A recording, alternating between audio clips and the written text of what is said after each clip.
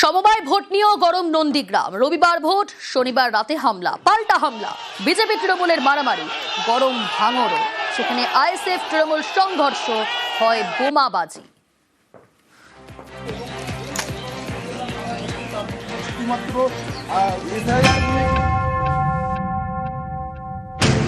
পূর্ব মেদিনীপুরের নন্দীগ্রাম। রবিবার এখানে রানীচক সমবায় কৃষি উন্নয়ন সমিতির ভোট। এই ভোট ঘিরে শনিবার রাতে তুলকালাম।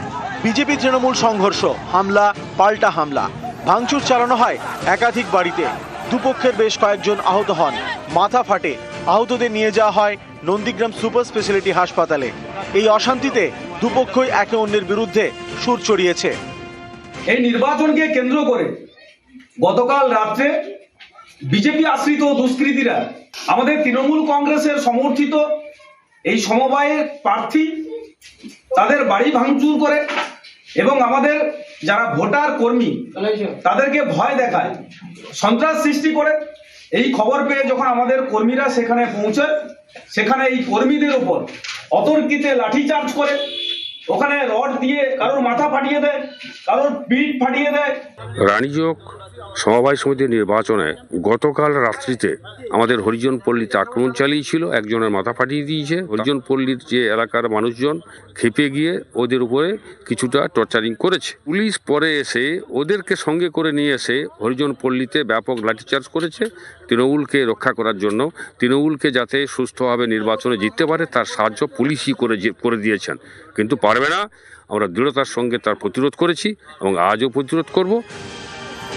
সমবায় ভোটের পরেও ঝামেলা শেষ নেই, ফের গরম হয়ে ওঠে নন্দীগ্রাম।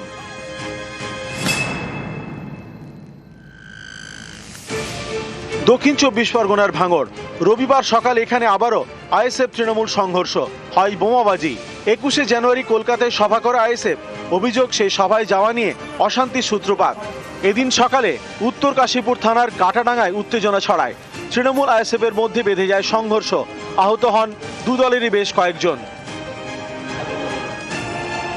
21শে জানুয়ারি মিটিংয়ে আমাদের একটা ব্যাপক লোক যায়, কাঁটাডাঙ্গা ঘুরতে, 4-4টে গাড়ি যায়। ওনারা কদিন ধরে বাড়িতে গিয়ে হুমকি দিচ্ছে। আমাদের ছেলেরা বলে সেখানে প্রতিবাদ করতে যায়, হুমকি কেন দিচ্ছি?